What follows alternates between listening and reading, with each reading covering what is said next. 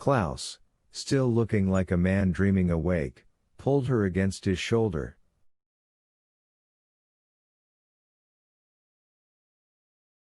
She began to sob. I saw with dismay that Harry Terwilliger was crying, too. So far none of the spectators had seen his tears, his back was to them, but he was crying, all right.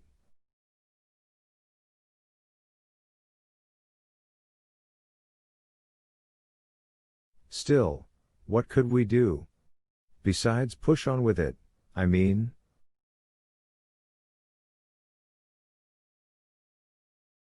Brutal and I turned John around. Brutal pressed on one of the big man's shoulders and John sat.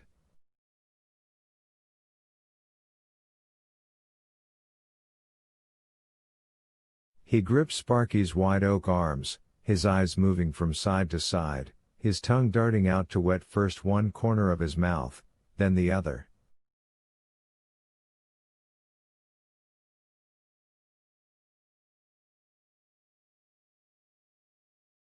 Harry and I dropped to our knees. The day before, we'd had one of the shop trustees weld temporary flexible extensions to the chair's ankle clamps, because John Coffey's ankles were nigh on the size of an ordinary fellow's calves.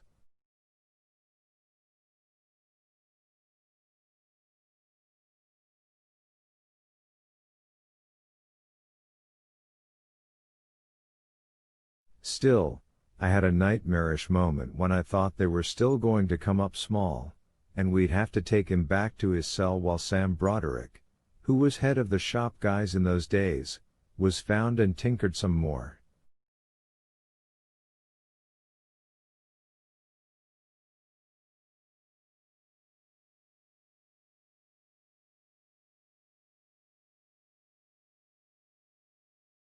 I gave a final, extra hard shove with the heels of my hands and the clamp on my side closed.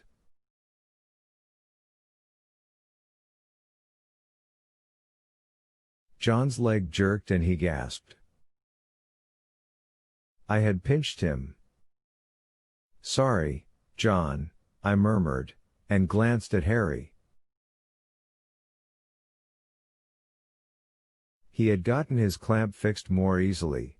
Either the extension on his side was a little bigger or John's right calf was a little smaller, but he was looking at the result with a doubtful expression.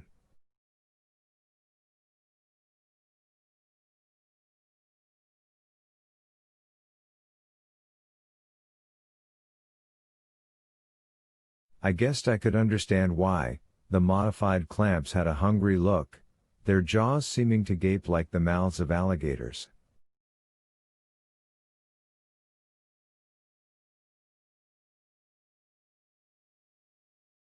It'll be all right, I said, hoping that I sounded convincing and that I was telling the truth.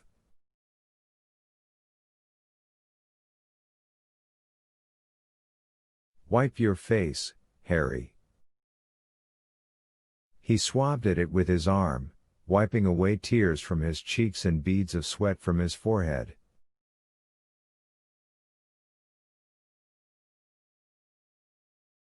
We turned. Homer Cribbus, who had been talking too loudly to the man sitting next to him, the prosecutor, judging from the string tie and rusty black suit, fell silent.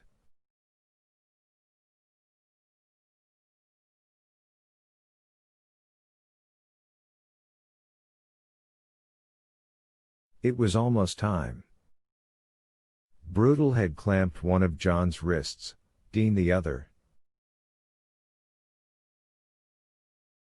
Over Dean's shoulder I could see the doctor, unobtrusive as ever, standing against the wall with his black bag between his feet.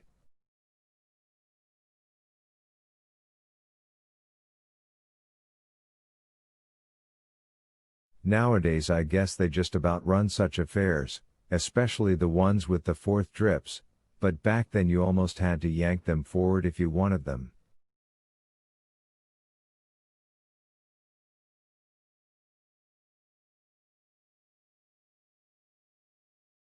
maybe back then they had a clearer idea of what was right for a doctor to be doing, and what was a perversion of the special promise they make, the one where they swear first of all to do no harm.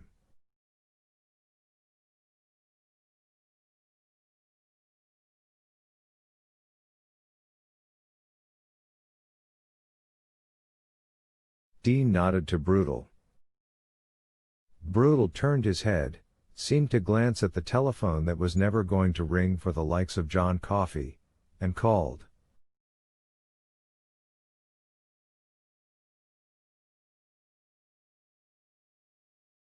Roll on 1.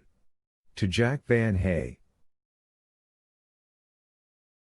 There was that hum, like an old fridge kicking on, and the lights burned a little brighter.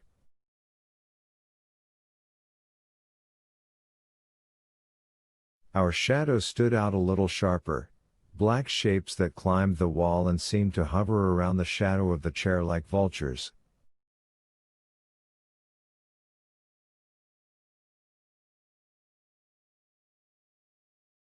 John drew in a sharp breath. His knuckles were white. "Does it hurt yet?" Mrs. Dederick shrieked brokenly from against her husband's shoulder.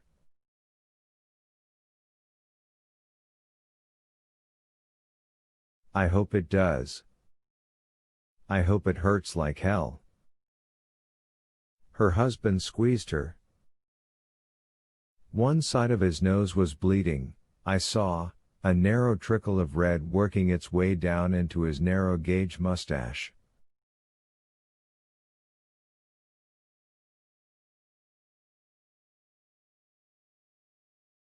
When I opened the paper the following March and saw he'd died of a stroke, I was about the least surprised man on earth.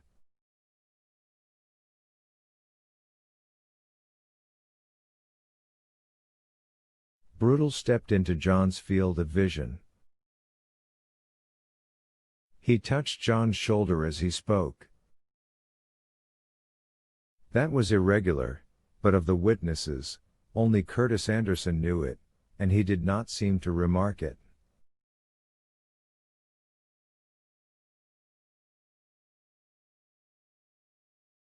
I thought he looked like a man who only wants to be done with his current job. Desperately wants to be done with it. He enlisted in the Army after Pearl Harbor, but never got overseas. He died at Fort Bragg, in a truck accident.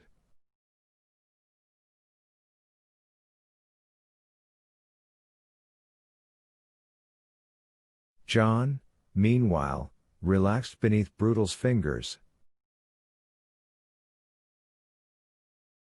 I don't think he understood much, if any, of what Brutal was telling him, but he took comfort from Brutal's hand on his shoulder.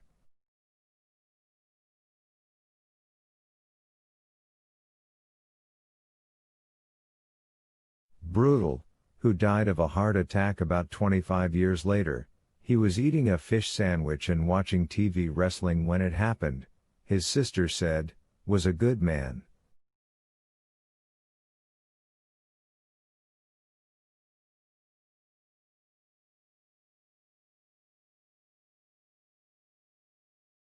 My friend. Maybe the best of us. He had no trouble understanding how a man could simultaneously want to go and still be terrified of the trip.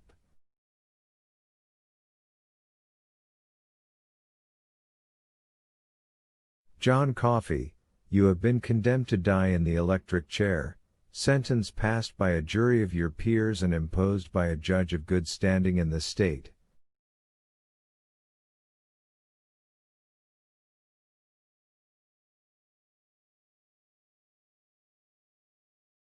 God save the people of this state. Do you have anything to say before sentence is carried out? John wet his lips again, then spoke clearly.